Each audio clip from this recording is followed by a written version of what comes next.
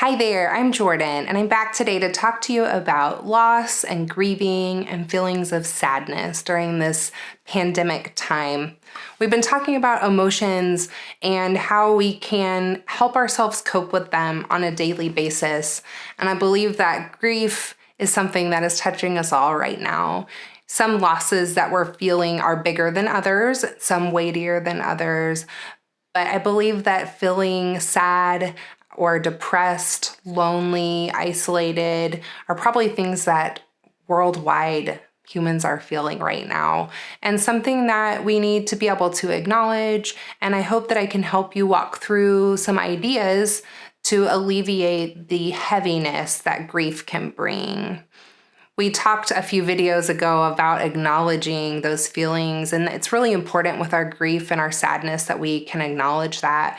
Whether it's losing prom for some of our students or graduation or just not getting to see their friends at school right now. Many Americans are dealing with job loss, insecurity of finances or health insurance. And then there's the fear of just stepping out into the world that I might get infected with the virus or pass it on to somebody, or I forgot my mask and I can't go into H-E-B today. So all kinds of things that can really trigger those feelings of sadness. And then being isolated from others physically can really trigger those feelings of loneliness and depression.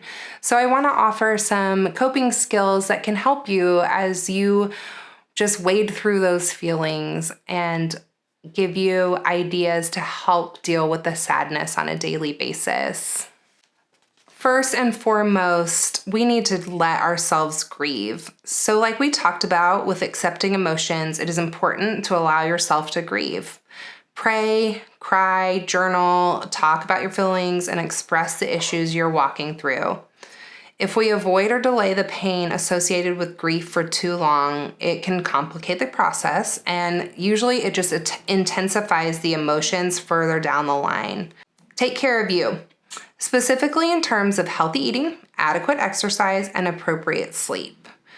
Remember, we talked about that physical exercise really helping our body, mind, and soul connection, and our physical health is tied into our mental health as well. It can compound our sadness when we neglect our physical bodies. So try to get into a healthy routine. Avoid using alcohol or other substances as a way to escape or numb the pain. And if you find yourself in an unhealthy pattern, so maybe emotionally eating too much, sleeping too much to escape your feelings, reaching for alcohol or drugs instead of for people, then I encourage you to reach out for help from trusted support or professionals.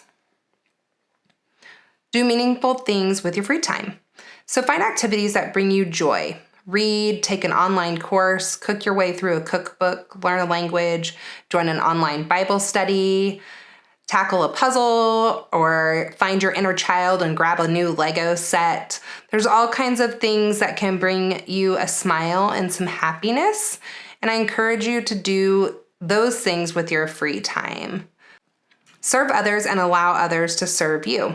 Sometimes just stepping out of our circumstances to offer compassion to others is enough to work through our sadness and despair.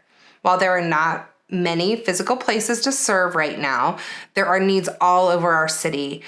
We know that our awesome church community has been connecting people and helping, so you can always contact the park staff for ways you can help. There's also all kinds of organizations around town. If you do a quick Google search, this morning I saw, the food bank is really needing help. So things like that you can donate to or serve through.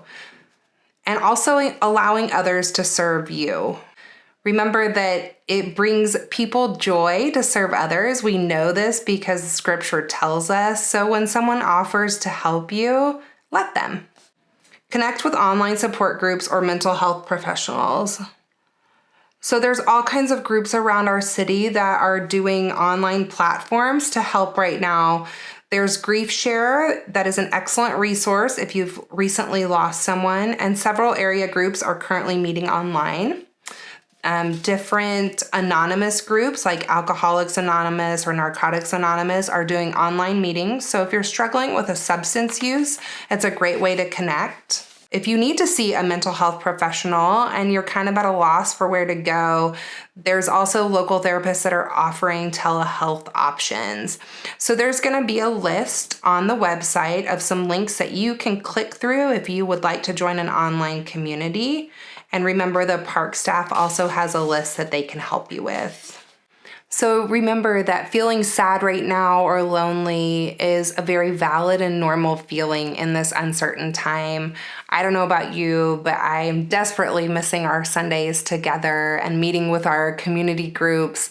But I know that by acknowledging my emotions and just working through the sadness that each day, that I can get through this pandemic and we can get through it together. So I encourage you to reach out to those around you and really allow yourself to walk through this grief process.